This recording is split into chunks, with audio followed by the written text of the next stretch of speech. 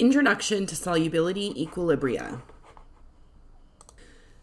Many shells are made of a relatively insoluble calcium carbonate. So, the shells are not at huge risk of dissolving in the ocean. There are several ionic compounds that are insoluble or sparingly soluble in water, like the calcium carbonate that makes up the shells. The study of solubility equilibria pertains to insoluble ionic compounds or salts.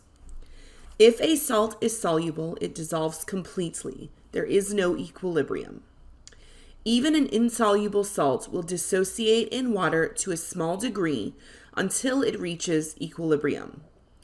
The equilibrium will be between the undissolved solid and the ions, which dissociated into the solution.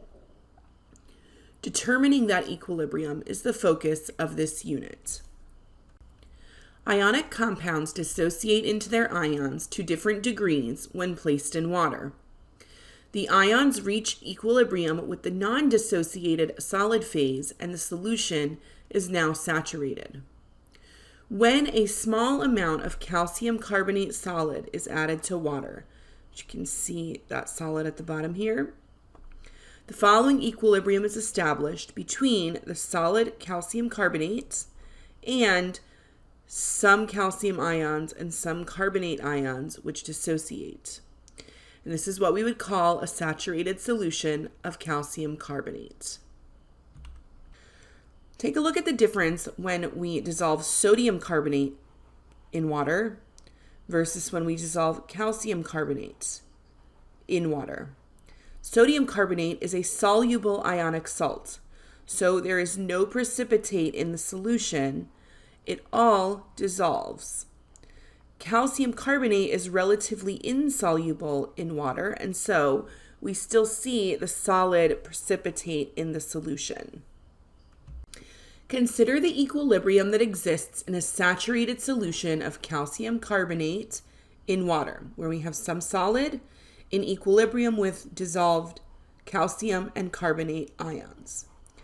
Unlike acid-base equilibria, which are homogeneous, solubility equilibria are heterogeneous. There's always a solid in the reaction. Since the solubility of calcium carbonate is negligible, very few ions are present in the solution as opposed to the undissociated calcium carbonate solid. The small amount of the ions formed from the dissociation are always in equilibrium with the undissolved solid. The equilibrium constant, Ksp, for this equilibrium reaction, remember we find our equilibrium constants, whether they're Ka, Kb, or in this case Ksp, is the concentration of the products, which are our ions, calcium and carbonate, those concentrations multiplied. This is also called the solubility product constant or solubility product.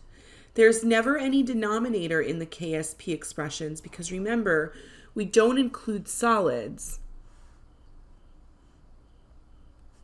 in any equilibrium expressions. So we might want to write this as the concentration of the products over the concentration of the reactant. But this is a solid, right? So we don't include it. And that's how we get this for our Ksp. The degree to which an ionic compound dissociates in water is indicated by its Ksp value. Compare the difference between the Ksp value for calcium carbonate, which is 5.0 times 10 to the minus 9, and magnesium carbonate, which is 6.8 times 10 to the minus 6. In both saturated solutions, the equilibrium lies far to the left towards the solid, meaning relatively few aqueous ions are present in the solution. That's because these Ksp values are much, much less than 1. Magnesium carbonate, though, has a higher Ksp value, which means that it has higher solubility. So you'll have more ions of magnesium carbonate than you do of calcium carbonate. But in both cases, it's pretty few ions. A higher Ksp value indicates that there will be more ions in solution at equilibrium. Example 1, solubility equilibrium. Write the dissociation equation and provide the solubility product constant expression for the salt magnesium fluoride MgF2. So we start with the dissociation equation where we have magnesium fluoride solid in equilibrium with its ions, magnesium 2+ and fluoride ions. And stoichiometrically, we would have 2 fluoride ions for every 1 magnesium ion. Right, and these are aqueous, dissolved in the solution. And make sure we have our arrow pointing both directions to indicate an equilibrium here. And then our Ksp is the concentration of the magnesium ion times the concentration of the fluoride ion raised to the second power given the coefficient 2. Solubility. The term solubility represents the maximum amount of solute that can be dissolved in a certain volume before any precipitate is observed.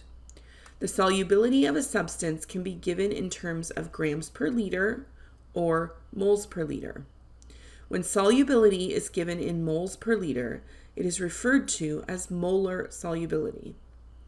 Molar solubility indicates the number of moles of the compound that will be dissolved in 1 liter of a saturated solution.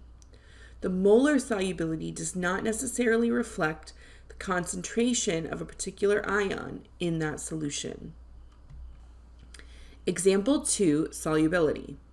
What is the maximum number of grams of BaC2O4 barium oxalate that will dissolve in 2.5 liters before a precipitate occurs?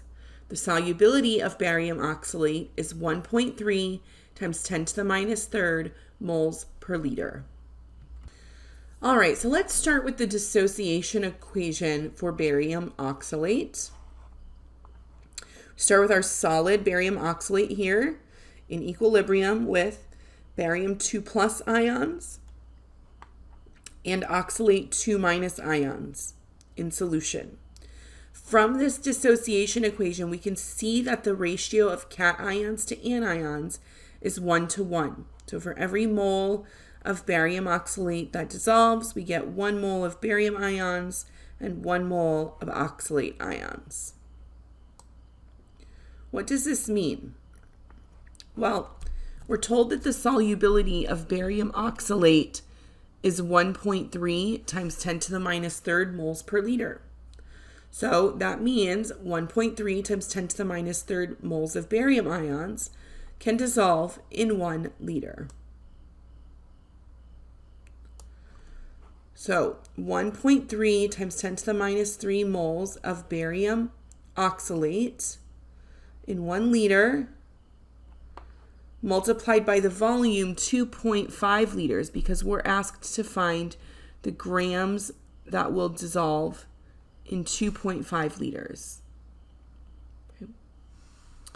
So in 2.5 liters would be a total of 3.25 times 10 to the minus third moles of barium oxalate. Once we know the moles, we can find the grams. This is the molar mass from the periodic table for barium oxalate to give us a total of 0.73 grams of barium oxalate. 0.73 grams is the maximum amount of barium oxalate that will dissolve in 2.5 liters before a precipitate forms. Example 3, solubility. Consider the slightly soluble compound lead 2 chloride, PbCl2, with a solubility of 0.016 moles per liter. How many moles of lead 2+ ions and chloride ions will be present when 1 mole of lead 2 chloride is placed in 1 liter of water?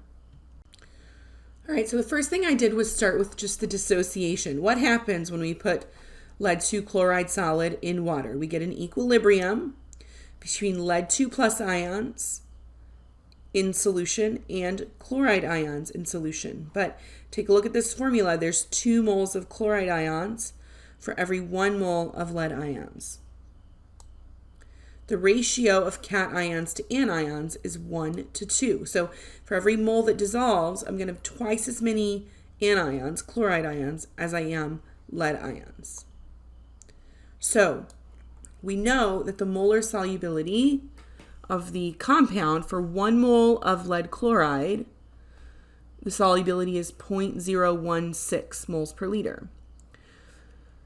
So for every 1 mole of lead 2 chloride, we get 1 mole of lead 2 ions and 2 moles of chloride ions. So that means there will be 0.016 moles of lead 2 plus in 1 liter of water, given the molar solubility, and twice as much, or 0.032 moles of chloride will be present in 1 liter of water. One way to think about this, if you need to see this stoichiometrically, I could say 0.016 moles of PbCl2 per 1 liter is the molar solubility of PbCl2. And then I could say in the compound itself, I have 1 mole of Pb2 plus ions for every 1 mole of PbCl2. And that gets me to my moles of Pb2 plus per liter. 0.016 moles of lead ions per liter. Okay? And I would do the same thing with the chloride, but of course it would be 2 moles of chloride here. Example 4, solubility. Consider the slightly soluble compound silver sulfate, Ag2SO4, with a solubility of 0.015 moles per liter. How many moles of silver ions and sulfate ions will be present when 1 mole of silver sulfate is placed in 1 liter of water? So we begin with the dissociation of silver 2 sulfate solid in equilibrium with its ions, silver ions and sulfate ions. But taking a look at the formula, we see there's 2 moles of silver ions for every 1 mole of sulfate ions. So the ratio of cations to anions is 2 to 1. That means, based on the molar solubility, that there will be 0.015 moles of sulfate ions present in 1 liter of water, and twice as much, or 0.030 moles of silver ions present in 1 liter of water. Molar solubility. The molar solubility of an ionic salt is the molar equivalent, moles per liter, of the solid that has dissociated into its ions. It can be determined by either measuring the concentration of ions in solution directly, or using the equilibrium constant to first calculate the concentration of ions and then use this to find the molar solubility. When solubility is given in moles per liter, it is referred to as molar solubility. Example 5, molar solubility. Given a saturated silver carbonate solution where the silver ion concentration is 2.4 times 10 to the minus 8 molar, A, what is the molar solubility of the silver carbonate? And B, how would you determine how many grams of silver carbonate are dissolved in the solution? All right, so we are given the concentration of one of the ions at equilibrium and asked to find the molar solubility of the compound. We need to start with the dissociation equation of silver carbonate solid into its ions, 2 silver plus ions and 1 carbonate ion. And the molar solubility can be calculated from the ion concentration, since we're given one of them, by using the stoichiometrical ratios. So, for every 2 silver ions in solution, 1 silver carbonate is required to dissociate. Given 1 liter of the solution, we know that the number of moles in 1 liter of solution, we know that the number of moles of the silver ion is 2.4 times 10 to the minus 8th. That's what we're given. Okay. Now, the number of moles of silver carbonate is half as many, because in 1 mole of silver carbonate, there are 2 moles of silver ions. So the number of moles of silver carbonate is 1.2 times 10 to the minus 8. So the molar solubility in 1 liter is 1.2 times 10 to the minus 8 moles per liter. Part B, how would you determine the number of grams of silver carbonate that are dissolved in solution then?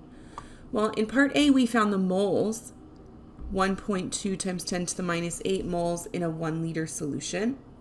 So to find the grams, we just multiply by the molar mass of the silver carbonate to get 3.31 times 10 to the minus 6 grams of silver carbonate. Example 6, molar solubility. What is the molar solubility of a saturated aqueous solution of PbI2 if Ksp equals 1.39 times 10 to the minus 8 at 25 degrees C? All right, so let's start with our dissociation for lead 2 iodide into its ions, 1 lead 2 plus ion for every 2 I minus ions, or for every 1 lead 2 plus ion produced, there will be 2 I minus ions produced. Initially, we have no product, right? No lead 2 plus, no I minus. We have some change equal to X for the lead 2 plus, equal to 2X for the I minus, again, because of this coefficient 2, so that at equilibrium, we have an amount X of lead 2 plus and 2X for I minus.